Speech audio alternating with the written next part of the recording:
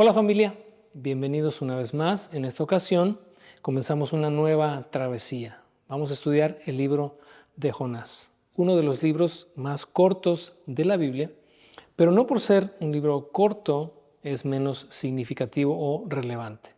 A través de 4 capítulos, el autor del libro nos va a llevar a través de un viaje al corazón de un profeta rebelde que inútilmente rehusó desobedecer la orden que el Señor le dio de ir y predicar a Nínive. La narrativa del libro, aunque se enfoca en los 4 capítulos en la persona de Jonás, es lo que lo hace diferente a cualquier otro libro profético, porque no tiene un énfasis en la profecía, sino en el profeta. Así que vamos a revisar con detalle el carácter y la persona de Jonás, pero no solamente eso, sino que también hay un hilo conductor de principio a fin, y es que nos muestra a un Dios de gracia, de misericordia, que está abierto, dispuesto a perdonar, a mostrar su carácter generoso de amor, de misericordia y de gracia a un pueblo que en ese momento, un pueblo rebelde, un pueblo ajeno, un pueblo pagano, pero Dios extendiéndoles su gracia y su misericordia. Así que ese es el hilo conductor a través de este libro, en el cual vemos a un Dios compasivo, queriendo mostrar su misericordia a todo aquel que se arrepiente, que vuelve su corazón a Él. Ambos aspectos, tanto la vida de Jonás como el carácter amoroso y compasivo de Dios, serán los hilos conductores de esta crónica. Así que bienvenidos, esta es la lección número 1 y la lección número 1 consiste en la introducción al libro de Jonás. Es muy importante cuando revisamos cualquier libro de la Biblia, primeramente establecer una introducción al mismo para que a partir de ahí podamos tener una comprensión clara, profunda y objetiva de lo que vamos a leer. Así que en esta ocasión tenemos como versículo clave el verso 1 del capítulo 1 que dice: el Señor le dio el siguiente mensaje a Jonás, hijo de Amitai, porque nuestro personaje principal en la lección de hoy es precisamente Jonás. Y el objetivo que perseguimos en esta lección es tener una noción lo más completa posible de la estructura, el contenido y el contexto del libro de Jonás. Así que bienvenidos, vamos a desarrollar esta lección que es en realidad una guía para los grupos en casa en 5 puntos. El punto número 1 en nuestra guía de hoy es: ¿quién fue Jonás y en qué consistía el ministerio profético? 2 preguntas para este punto número 1. Y la pregunta primera, que parecía una pregunta que está de más, ¿quién fue Jonás? Bueno, en realidad no lo está, porque tenemos como referencia el segundo libro de los Reyes en el capítulo 14, verso 25, donde se hace mención a este personaje. ¿Por qué es importante ubicarlo ahí en la historia? Bueno, primeramente porque es la única referencia fuera del libro de Jonás que encontramos a su persona, además de que Jesús hizo mención a Jonás también en algún momento de su ministerio. Pero es importante por razón de que algunos han clasificado el libro de Jonás como una fábula, por causa de haber sido tragado por un gran pez y después sido arrojado por este mismo en la playa o en la orilla del mar. Y de ahí que muchos suponen, ¿verdad?, que esto es nada más una alegoría, un cuento, etc. Pero el saber que Jonás estuvo presente bajo o desarrollando su ministerio profético bajo el reinado de Jeroboam II, según relata Segundo de Reyes 14, bueno, nos hace identificarlo como un profeta de Dios. Y la segunda pregunta, que se deriva de esta primera, es: ¿en qué consistía el ministerio profético? El ministerio profético consiste, y digo consiste porque son los mismos principios rectores los que regían el ministerio profético del Antiguo Testamento como del Nuevo Testamento, consisten en transmitir un mensaje de parte de Dios hacia un individuo o hacia una comunidad.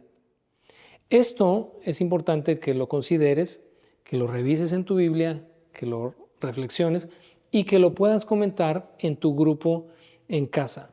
Porque ninguna profecía puede emerger de la voluntad personal, del buen deseo que alguien tenga sobre otro o de la imaginación.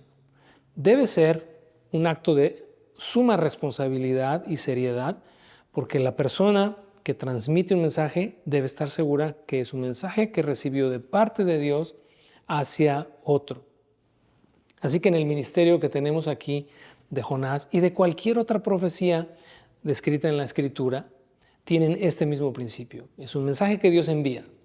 El profeta solamente es un instrumento, un medio a través del cual Dios va a hablar a alguno o a algunos. Ahora, la profecía también tiene sus características. Y hay 4 características que conforman el ministerio profético. Y uno es que la profecía es dada para animar, o para reprender, o para advertir, o para dar dirección. Con la ayuda de tu facilitador, pudieras revisar cualquier otra profecía de la Escritura, desde Génesis hasta Apocalipsis, y te vas a encontrar con que tienen alguna de estas 4 características o la mezcla de 2 o de 3. Pero las características de la profecía, del mensaje que Dios da a alguno o algunos, de alguna manera se rigen por estas 4 o por alguna de ellas. Así que utiliza, ¿verdad?, si eres facilitador, como ejemplo alguna otra profecía de la Escritura en la que puedan definir bien estos puntos. Es muy importante que todo esto se revise con anterioridad, previo a la semilla en casa o previo a tu estudio en grupo, para que cuando lleguen ahí solamente puedan aportar lo que cada uno ya investigó o ya leyó. Intercambien opiniones en cuanto a estas 4 características del ministerio profético y eso les va a permitir tener una panorámica completa y objetiva de lo que el ministerio de profecía era y sigue siendo el día de hoy. El punto número 2 consiste en 3 preguntas. La primera de ellas es ¿en qué tiempo vivió Jonás aproximadamente? En el punto anterior vimos y revisamos 2 de Reyes capítulo 14 y vimos que en el verso 25 se menciona que Jonás estaba desarrollando su ministerio profético en tiempos de Jeroboam II. En la historia se nos dice que Jeroboam II, quien vivió en el siglo VIII a.C., reinó entre el año 793 y 753 a.C. Por lo tanto, podemos ubicar perfectamente a Jonás en ese tiempo. Es importante también entender que en el tiempo en el que Jonás desarrolló su ministerio profético estaban también sucediendo muchas otras cosas. Y esto nos lleva a la pregunta número 2 y número 3 de este punto 2 que estamos revisando, y es ¿quiénes fueron sus contemporáneos? Te animo a que leas no solamente el verso 25 del capítulo 14 de Segundo de Reyes, sino que leas el capítulo completo para que recuerdes, porque ya recién pasamos por el libro de Reyes, recuerdes lo que estaba sucediendo en ese momento y puedas ubicar ahí en tu mente que también Jonás estaba en ese momento siendo enviado a la ciudad de Nínive. Otro de los contemporáneos de Jonás fue el profeta Amós, quien vivió también en el siglo VIII a.C. Igual, y si te interesa, puedes leer un poco acerca de las profecías de Amós, que se desarrollan igual al mismo tiempo. También en Judá, el rey Amasías, que reinó del año 797 al 769 a.C., estaba también desarrollando, ¿verdad?, su historia, su reinado, en los mismos tiempos en los que Jonás estaba siendo enviado a Nínive. También podemos trazar una línea de tiempo de algunos otros eventos en la historia universal que se dieron en el siglo VIII. Uno de ellos es que en Grecia, por ejemplo, Homero estaba escribiendo sus épicas poesías, la Ilíada y la Odisea, o que en el año 753 a.C. la ciudad de Roma estaba siendo fundada. Te animo a que no te limites a esta línea de tiempo que te ofrecemos aquí. La idea es que tú también hagas tu propia investigación y revises, quizás haya uno o más eventos interesantes en la historia universal que se dieron en el siglo VIII a.C. y que coinciden con los tiempos en los que Jonás estaba predicando. El punto número 3 de esta lección consiste en una dinámica, y es que con la ayuda de tu facilitador identifiques los lugares clave en el libro de Jonás. Hay 3 ciudades que se mencionan y es Tarsis, Nínive y Jope. Te ofrecemos algunos links, enlaces en la descripción de este video si es que lo estás viendo en YouTube o si lo estás viendo a través de nuestra página de internet. También en la guía están estos enlaces para que tú puedas entrar a ellos y puedas revisar la historia tanto de Tarsis como de Nínive como de Jope. En cuanto a Tarsis, te vas a encontrar, por ejemplo, que es un puerto no identificado con claridad y con certeza. Sabemos que existió porque incluso se menciona en algún libro profético del Antiguo Testamento, las famosas naves de Tarsis. También tenemos como referencia el hecho de que Tarsis al parecer era una ciudad en España, o algunos suponen que era una ciudad en la isla de Chipre. Como haya sido, este puerto sabemos simplemente que existió, aunque no se le identifique en la actualidad, pero harás bien en ir a estos enlaces y tener un poquito de información en cuanto a esta ciudad o a este puerto. La otra es Nínive, y es definitivamente la ciudad en la que más interés vamos a tener por cuanto el desarrollo de la historia del libro de Jonás. En los enlaces te ofrecemos algo de la historia de Nínive, pero también en cuanto al imperio asirio, porque Nínive era su capital, y podrás identificar ahí las características de ellos como pueblo, como nación, también las cosas que como ejército practicaban, siendo el ejército asirio uno de los más sanguinarios de la historia, incluso más sanguinarios que los mismos romanos, quienes vinieron siglos más adelante. Así que revisa toda esta información, revisa la información acerca de Jope también, ciudad que se menciona en el Antiguo Testamento, un puerto a través del cual Salomón, ¿verdad?, enviaba y recibía mercancías. Lo tenemos en el libro de los Hechos también referido la ciudad de Jope o este puerto en el cual Pedro vivió de manera temporal y que es la actual Jaffa en Israel. Así que recaba toda esta información y también no te limites a los enlaces que te damos. Hay muchos sitios de confianza en los que puedes investigar. Toda la información que tú puedas recabar, es importante que la lleves allá a la mesa de tus compañeros y puedan retroalimentar lo que cada uno de ustedes haya descubierto o haya encontrado. Te animo mucho, mucho, mucho a que hagas esto no el mero día. Tienes más de una semana para revisar esta lección, para recabar información, así que hazlo con tiempo, hazlo con calma para que puedas también llegar a tu sesión, a tu clase y con toda tranquilidad compartir esta información.